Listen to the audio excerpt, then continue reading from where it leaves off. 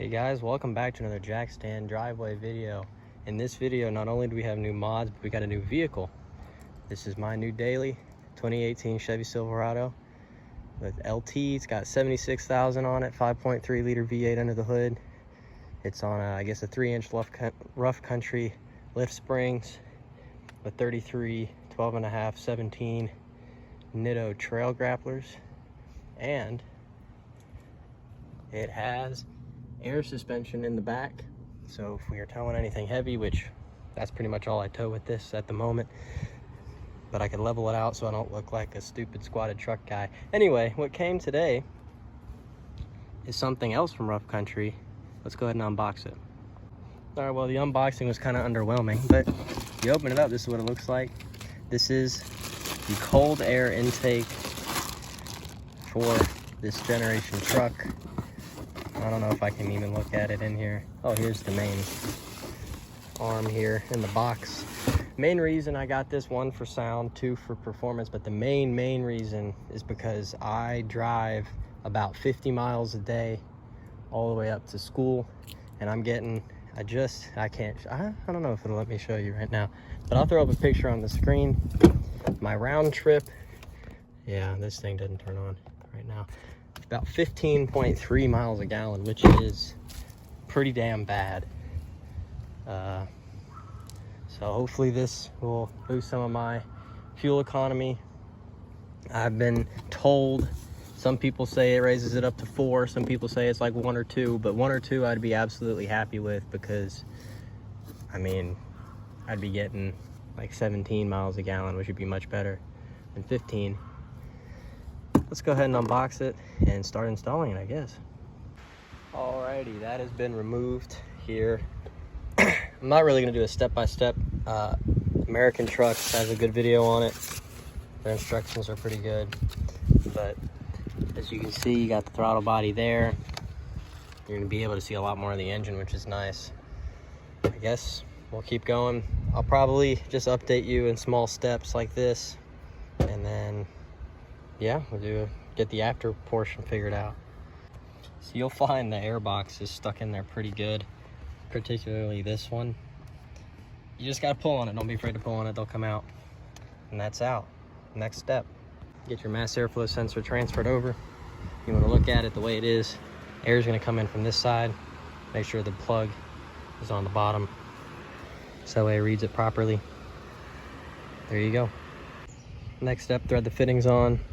You just got to go hand tight and just do like a quarter crank with this thing just to make sure it's on there snug. After that, you just want to put your flexible coupler on here and your straight one on here for the 5.3. It's the one that's on one side. This tapered one is for the 6.2. Once you do that, moving on to putting this thing in that thing. That simp is really simple. Make sure the big end is on the inside, because that's where your filter is going to go around. Small side out on the outside. Match up the screws. Put the washer, lock nut, or lock washer, and then that on there, hand tighten, then use the 10 mil, tighten it up.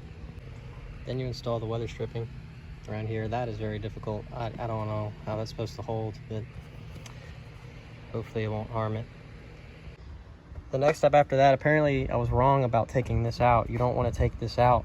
Take those 3 bolts out, leave that one in there, leave this tray in there, and stick this in here, squeeze it in, bolt it in.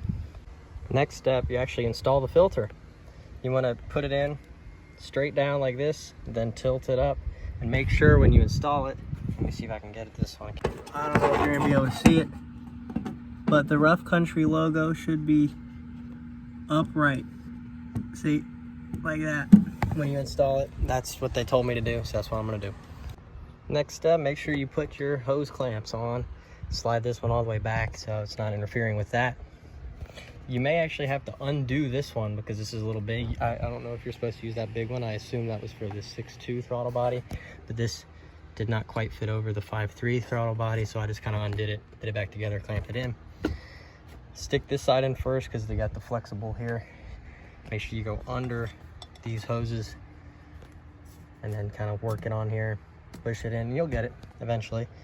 This is in there. This is smashed in there pretty good, I gotta say, but that's what, I mean, I guess it should work.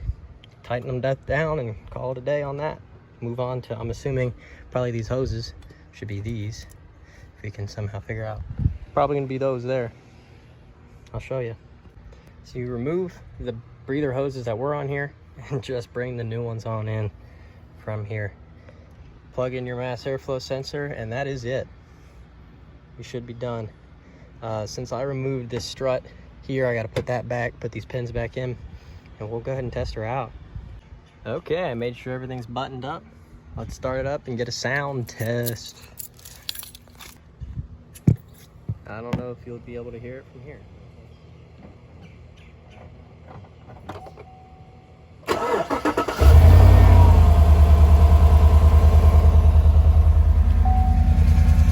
Yeah, I don't hear anything different. Okay, I'll let it idle down and we'll get some revs. Oh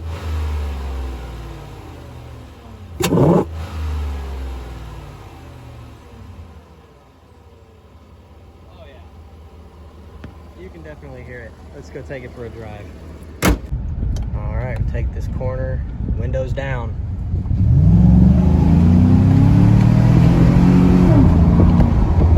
Oh yeah, makes a lot more noise.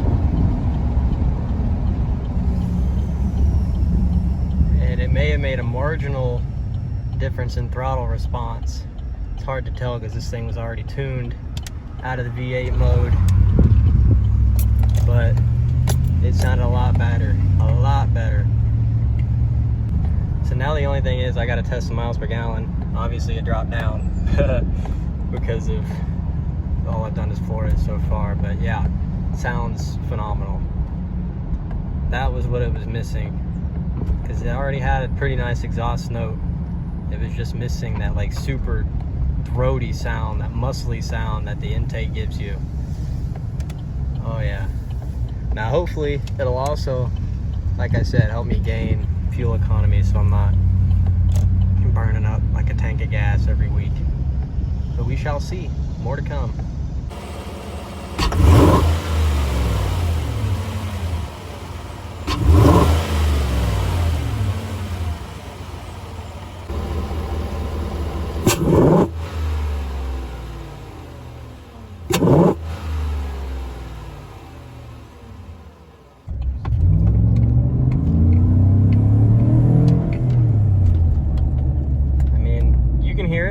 There's just not much. Oh yeah. Go.